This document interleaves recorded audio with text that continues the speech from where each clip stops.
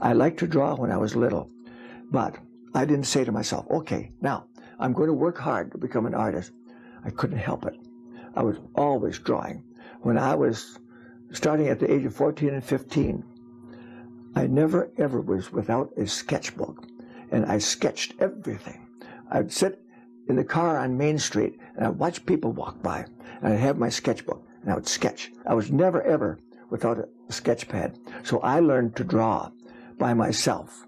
I'm self-taught. I didn't know, living in the backwoods of Minnesota, I didn't know what an art school was. I didn't know what a professional artist was. I knew they were out there, but I was always sketching. And this is where I learned how to draw. And this is a portrait that I did of myself when I was about 21 years old. I guess I was becoming aware of such a thing as composition and arranging your material within a format, a square format. And it's more than just a matter of saying, I'm going to put the head in the middle and paint it. You develop a sense of design, and the book down here functions simply as a design element. If that book weren't in there, it would be just a head. So now you see the book, and I'm wearing a dark jacket of some kind, but it's open, so the part of the shirt shows and leads down into this, and it becomes part of a very, very simple design. I'm often asked, Mr. Bryers, how do you mix flesh color? And I said, there's no such thing as flesh color. This passes as flesh color. But now let me show you what flesh color is really like.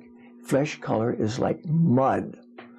And here's a piece of paper with a hole cut in it. I'm going to isolate the flesh color. And now look at that mud. Will you say you mix green and brown together to make flesh tone? That's not flesh tone. So it picks up, look how muddy look how dirty and muddy that is. But now I'll take it away, and all of a sudden it becomes luminous. See? Look at that. It's gray, green, dull, yuck color. But you pull it away, and what it is, the flesh picks up colors from the environment around, from the light around. Almost every artist that we're talking about here has his specialty.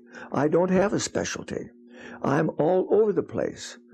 From one painting to the next, I never ever know what it's going to be. I might do a portrait. I might do a couple of little children playing in a pool of water, a couple of kids gathering pollywogs, or a couple of young kids on the front porch smooching over a bowl of popcorn. There's no way of knowing. And I know myself don't know what my next painting is going to be. When I'm doing a painting, I may become fascinated with one little part of it. For instance, this painting I'm looking at, there are 3 little kids in the middle foreground in a streak of light. They're walking home, and the little boy is playing with his dog, and the dog is jumping up after a stick. Well, that developed after I was into the painting. This element right in here, it was an example of, well, what can I put in here that would be of human interest? And that's all it is. But it adds a little human interest to the painting, but it doesn't make the painting more aesthetic. I hope this is one of the most complicated, I would say complicated designs. Everything in here takes its place. Even this little figure here. I didn't put it right there. That's in the mid. That would be in the middle between here and there. So, and it kind of a little tension, a little movement going out of the painting. All these, every shadow where it falls in here, that is all very deliberately thought out. So we go from the dark to the light, to the light, to the dark, to the light, to the dark, to the light, to the dark, to the light, to the dark, to the light, to the dark, to the light. And this steps the eye back through the painting, and that visually gives you the illusion.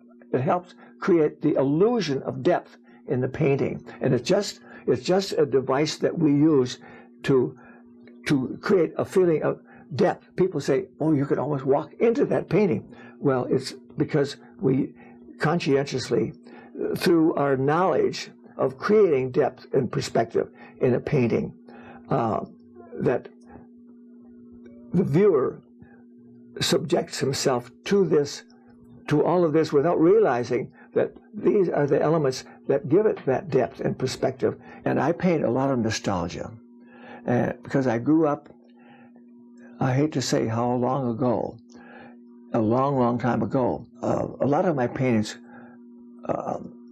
derive their inspiration from my life as a little boy, which was probably the most ideal life that any little boy ever had.